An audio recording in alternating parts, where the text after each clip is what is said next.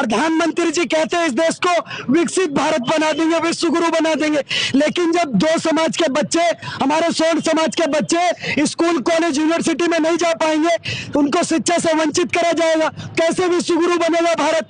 मैं मंत्र पर 2000 कॉकरोच, कीड़े मकोड़े, मक्खी मच्छर इकट्ठा हो गए। आपने अपने कैबिनेट के एक मंत्री का इस्तीफा ले लिया।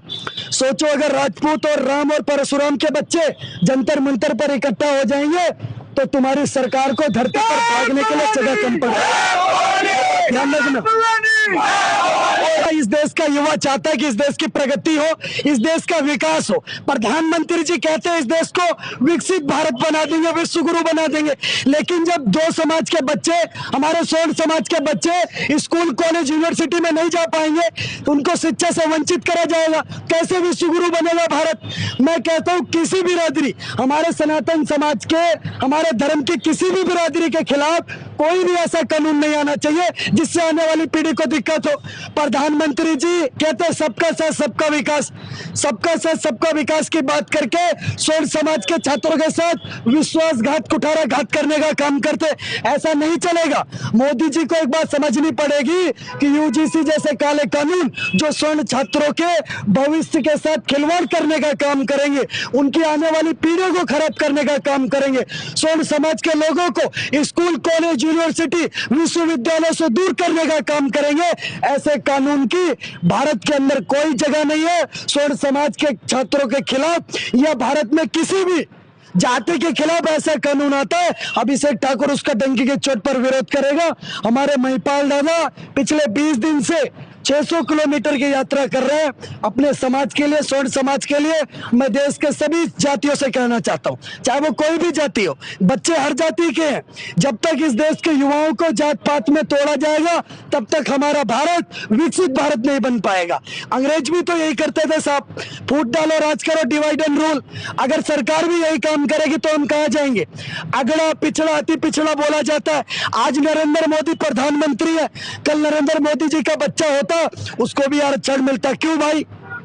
जो एक व्यक्ति जो आईएएस अधिकारी बन गया, उसके बच्चों को क्यों आरक्षण मिलना चाहिए? गरीब दलित बच्चों को आरक्षण दो, हम आपके साथ खड़े होंगे। और गरीब तो किसी भी समाज में हो सकता है, आरक्षण आर्थिक आधार पर होना चाहिए। यूजीसी जैसे काले कानून जो इस समाज को दीमक बन के चाटने का काम कर रहे हैं, प्रधानमंत्री जी उसको रोल बैक करा करके रहेंगे। जंतर मंतर पर 2000 कॉकरोच, कीड़े मकोड़े, मक्खी मच्छर इकट्ठा हो गए। आपने अपने कैबिनेट के एक मंत्री का इस्तीफा ले लिया।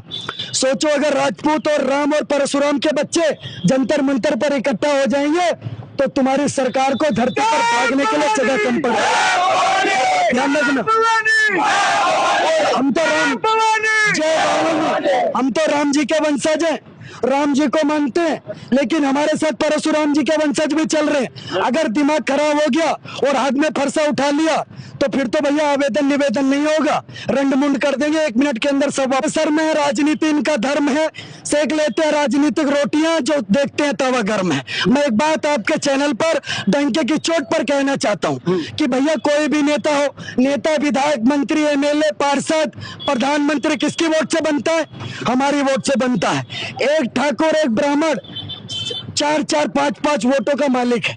हम भी इस समाज के अंदर वोट देने का अधिकार हमारे को भी प्राप्त है। अगर आप ये चाहते हैं कि आप सत्ता में बने रहें तो आपको राम और परशुराम की जरूरत पड़ेगी। आप राजनीति राम जी के नाम पर करेंगे, राजनीति भगवान परशुराम जी के नाम पर करेंगे, लेकिन उन्हीं के वंशजों का खून पीने का काम करेंगे। ये सभ्य समाज में बिल्कुल नहीं होने देंगे। सुनो साहब, क्षत्रिय है, मैं फिर कहना चाहता हूँ, है विश्वास मुझे निज बाड़ी का, है राजपूत कुल प्राणी का, जो झुक जाए वो वीर नहीं यदि दूध पिया छत्राणी का। राजपूत के बच्चे हैं, हमने तो मुगलों को झुका दिया, नरेंद्र मोदी जी तो बहुत छोटी चीज है, ये बात ध्यान रखना। को डिसाइड करना पड़ेगा वो क्या करवाना चाहते हैं।